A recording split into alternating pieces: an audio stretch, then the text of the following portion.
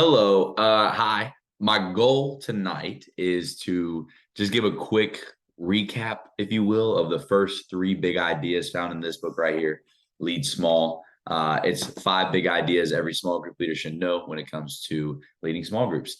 And so I want to go over the first three tonight, and then we'll go over the second two, I guess. There's five of them. Hopefully in the weeks to come. But I wanted to do this that way it can be a resource that we can always go back to whenever we are introducing new small group leaders. So maybe you're hearing this and you're interested in being a small group leader. Maybe this is something you want to do. Maybe you already are a small group leader and we're just wanting to get you thinking about the same things that we're focused on ourselves.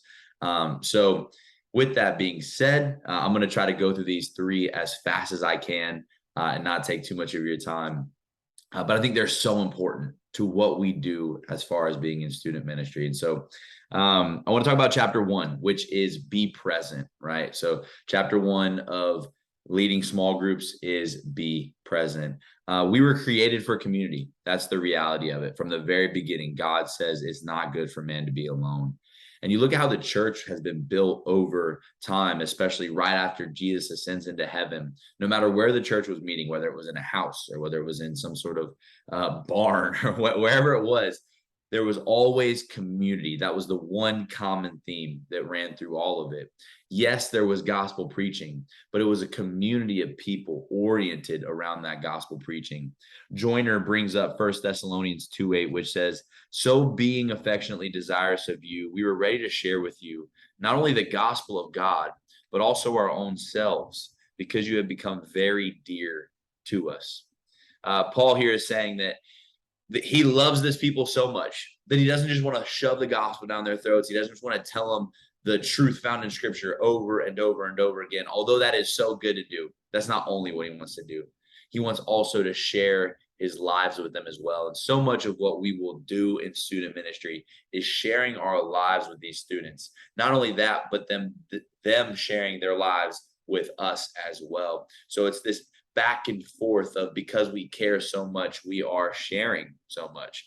And so the cliche remains true that people don't care how much you know until they know how much you care. We got to show that we care by being present. And to do so, we show up in three ways, right? So we want to be present, so we show up. And here's the three ways that we show up. First, we show up predictably. We know that when there's a Sunday gathering, we'll be there. Whenever we're at Sunday school, we're in there. If there's a Wednesday night event, we're there. We're predictably there, and the students can count on us to be there. They're not going to wonder, I wonder if so-and-so is going to be there tonight. It's oh, so-and-so is going to be there tonight. I get to tell them about this. So we show up predictably. We also show up mentally. We leave our email, our Twitter, all of our, notifications at the door, and we zone in on those students. We don't get much time with them.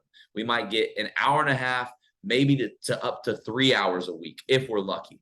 And how are we using that time when we're there? Are we checked out, or are we tuned into what God's doing? And so I encourage you to show up mentally.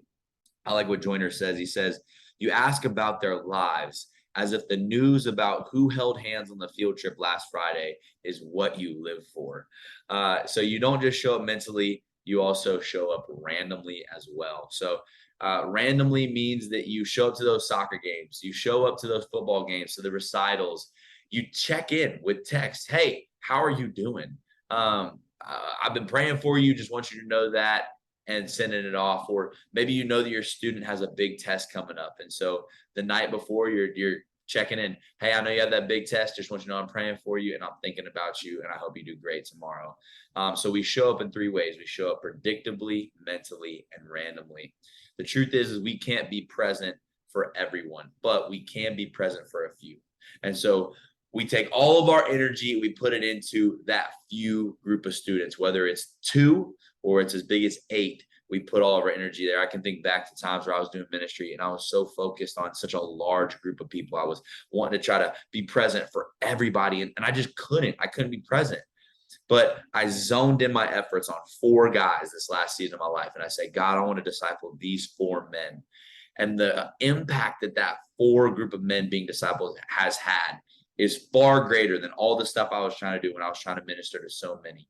What you do as a small group leader has impact. It has impact because you're leading small and you're being present for a few. That's chapter 1. Chapter 2 is creating a safe space. We want to create a safe space because no doubt about it, there's going to be tension. Tension comes because there's different people with different backgrounds from different cultures. And even if it's from the same town, there still could be different cultures. There still could be different makeups of families and things like that. And so someone's no doubt going to say something that they shouldn't say, do something that they shouldn't do, gossip when they should not gossip, put a prayer request out there that's really just their way of calling someone out. They're going to do that. And then tension will arise. And it's in that moment that your few is going to be asking the question, how is my small group leader going to handle this? In fact, some might create tension just to see how you handle it. And so the question is, will you approach it with patience, with grace, and also with sternness, right? So tension in that way, although this sounds counterintuitive, is actually a good thing. It's actually a platform that will demonstrate that your small group is a safe space to learn and to grow. Now, when I say safe space, please have no fear. I'm not referring to what our colleges have done for 18 to 22-year-olds for the last probably 2 decades, which is create safe spaces and turn all of our students into snowflakes. That's not what I'm saying. What I'm saying when I say create a safe space is that we make a moment in time where students can be there and they can clarify their faith without judgment or fear of being left out. If you think back to our leader training a couple of weeks back, we talked about the goal of student ministry being to create authentic faith. And so one way that you create authentic faith is by allowing students to clarify their faith, to sharpen it, to make more sense of it. And your small group is the perfect place where they can do that. I love what he says on page 52, and I'm just going to read it. For the most part, young children simply trust you because you are older. And trust is important if you're going to help your few clarify their faith. But the truth is, every year a child grows older. That trust is harder to earn. It's like they start to hold back, filter, become more ... grown up, right? They become more like the grown-ups which they see around them, which typically are walled off, not vulnerable, not letting anybody into their life. And so our students start to behave like that. And so how do we as small group leaders lead them and create safe spaces when they're becoming more quote unquote grown up? First thing we do is we lead the group. We lead the group in 2 ways, in acceptance and in honesty. First, acceptance is achieved in the little things, right? It's achieved in the body language. It's achieved in the way you hear people. Are you facing them? Are you tuned in? Are you checking your phone? When that person says something, did you just do a big old eye roll, right? The students are going to pick up on that. And so we have to understand that acceptance is communicated in the little things. It's communicated in the, I see where you're coming from, or thanks for sharing that.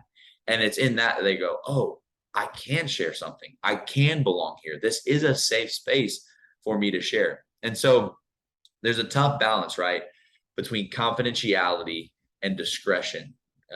Yes, we want to encourage openness, but there are some times where we might have to encourage a student to use discretion. And we can kind of tell when this is coming on. They start getting in a spot where if other students know about it, students are not going to handle that responsibly.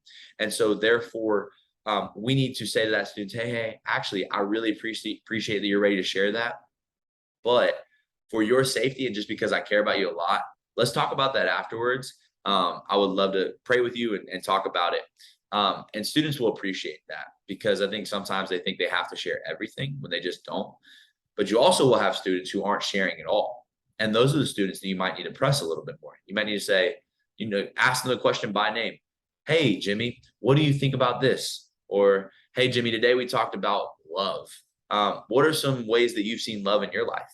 And ask them by name, because some students are so quiet that they won't answer unless called upon. And some of them are waiting to be called upon. And that's where you as a small group leader can create that safe space, which shows them that their opinion is valid and it's cared for. So not only do you lead them in acceptance, but you also lead them into honesty. And oftentimes that will start with your own honesty. Now, when you're sharing as a small group leader, you don't need to share everything. They don't need to know your deepest, darkest secrets, but they can know some of your struggles. And so when you're thinking about what struggles to share, ask yourself, is this going to benefit my small group? Or is this going to take away from our conversation? Is this going to derail it? Or is this going to help to kind of further evidence the point that I'm trying to say? So you can ask questions like, is this what I'm about to share appropriate to their struggles currently?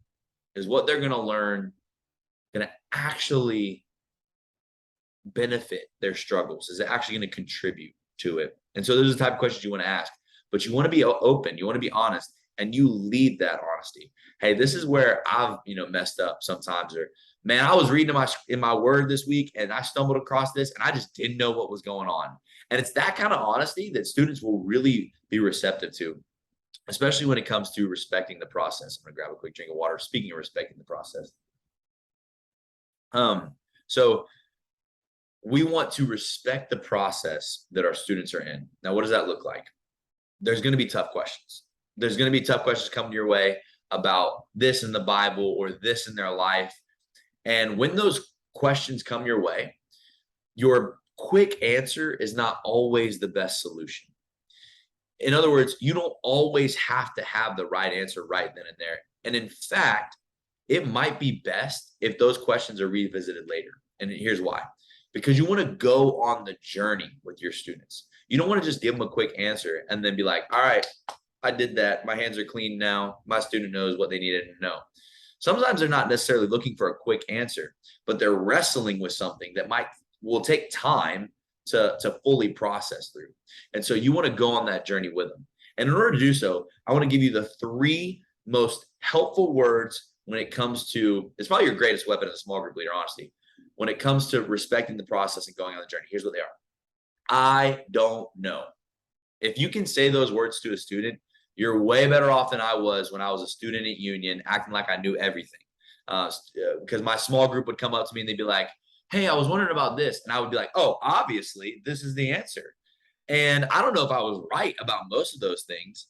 And quite frankly, I didn't go on the journey with any of my students. There was no sanctification that happened. It was just quick answers. And we want our students to be sanctified. We want them to have authentic faith. And so a great answer is, hey, that's a tough question. I don't know the answer to it, but let's do this. For the week until we meet again, I want us to both look up some answers, right? See if we can go on the internet or ask a pastor that we know or ask a friend what they think. And we're going to talk about it. We're going to look it up. And then when we come back next Sunday, we're going to talk about it. We're going to try to see if we have any answers to this question. And now you've invited the student in to a journey of spiritual formation. It's not just a quick answer. And so I encourage you to respect the process. Lastly, you want to guard the heart, right? When it comes to creating a safe space, you want to guard the heart. And this is what really important. This is very serious.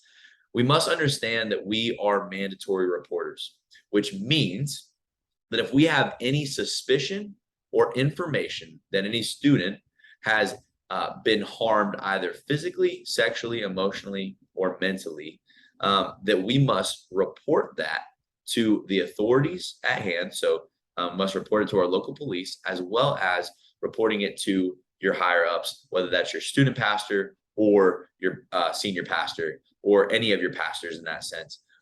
We are mandated to report these things. And so if you ever have any suspicion that a student is going to hurt themselves or hurt others, you have to take that as seriously as you can, and you have to report it. It is good, not just in a legal sense to protect ourselves, but it's also good because we're Christians. It's also good because we know that the scripture says that we are to go near to the lowly. We are to go near to the least of these, the brokenhearted, the ones who are down and out, the outcasts. That's who we're to go to and who we're to care for.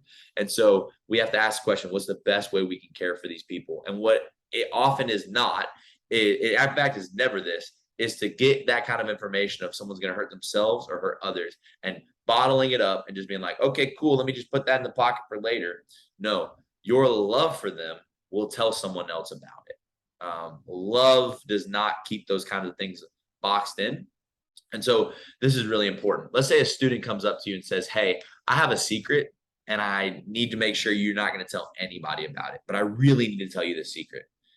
What you then say in that moment is, hey, I appreciate that you want to share that with me, but I cannot promise you that I'll be able to keep this a secret. In fact, for your safety, I might need to tell someone else. So, with that in mind, if you'd like to share it with me, you can. But I need you to know that I cannot keep things a secret like that. And so we must understand our role as mandatory reporters. Lastly, and this is going to be a quick one, we want to cultivate everyday faith. And so, in order to do that, we have to partner with the parents. This is chapter 3, partner with the parents. Third big idea as far as leading small goes. None of us have any plans to be with our students 24/7. At least I hope. I don't want to. You probably don't want to. But who will be with our students more than anybody else? It's likely their parents or their grandparents if they live with them.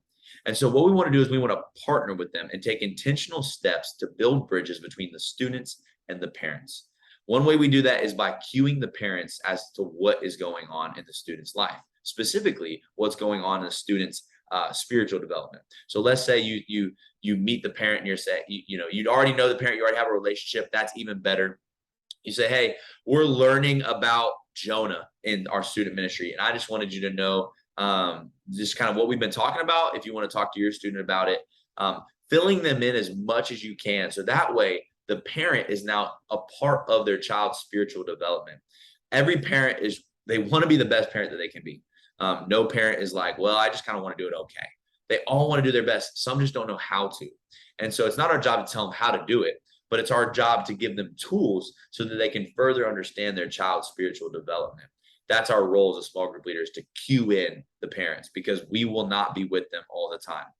I like how Joyner puts it. He says, at best, we have influence for a few years. By default, parents have influence for a lifetime. And that's why we got to partner with them and cue them in. Secondly, we honor the parents. And this is true no matter two things.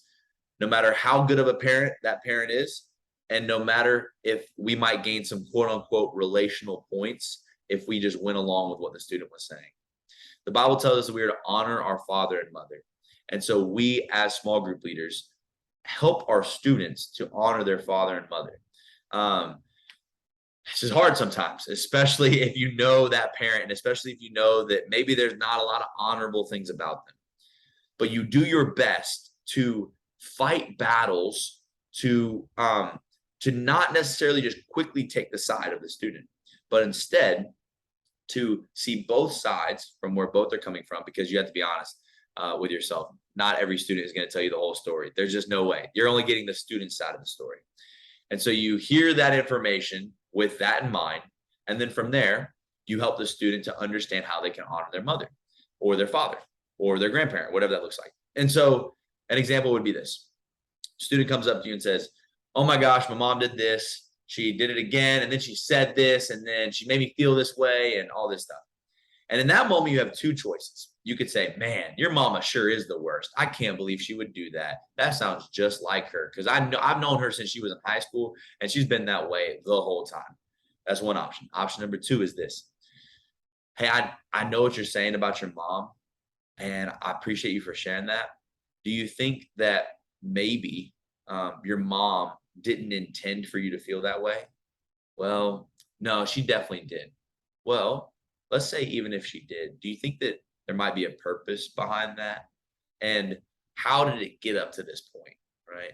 And you start to ask questions that will eventually help the student to see, well, maybe I'm not all clear here. Maybe I'm not guiltless. Because I doubt in every scenario for students that 100% of the time they are guiltless when it comes to their interactions with their parents. And I know this because I was a teenager. We all were teenagers, and we know how we behave when we were teenagers. We were not good. I talk back to my mama more than anybody I know. And so with that being said, we want to honor the parent. And I think those are three big ideas that we got to hold on to, right? Be present, create a safe space, and partner with the parents. And if we can start with those three things, we're going to see a lot of success in our student ministry. I hope that was helpful. I appreciate you guys listening, and I will talk to you soon.